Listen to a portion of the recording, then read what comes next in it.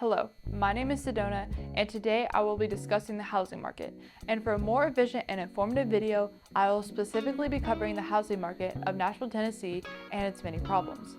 The biggest thing for Nashville and the reason why so little houses are for sale are due to the interest rates.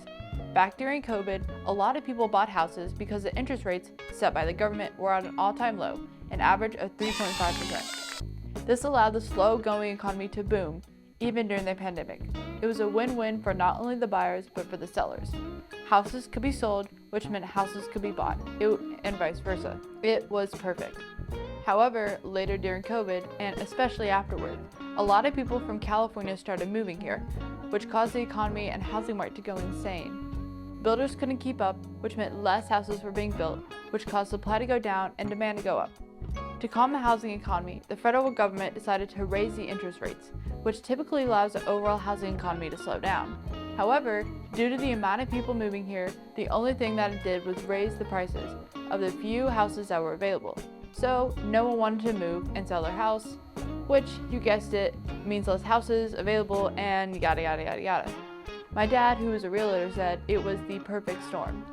Unfortunately, all of this mess is still in effect today, with the interest rates being at a whopping 7%. Many today, such as bankers and real estate agents, believe this number will only get worse. Now, you may be asking, how do we fix this issue? The only solution, and this may seem ambiguous, is to ban California to build more houses, but focus more on building smaller, more suburban houses rather than large mansion-like houses, which my surrounding neighborhoods are failing to do.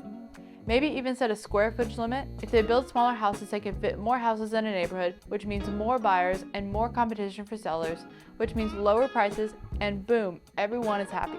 People, such as my family, can downsize on a house or move in general without having to pay an insane amount of money. Once we have a decent amount of houses, the government can lower the interest rates, and therefore everyone will be happy again. Based on my research and the information I have presented, I believe the government has been beneficial to the housing market because of what they haven't done. I know how bad that sounds, but they only stepped in when they needed to. For example, during the 2008 housing crisis, when they gave first-time homeowners mortgage loans and incentives, as well as during COVID, when they lowered the interest rates, which, as said, benefited the economy. If the government stepped into the market too much, I feel everything would always be a mess. At the end of the day, the housing market is left controlled by the people, and it should definitely be staying that way.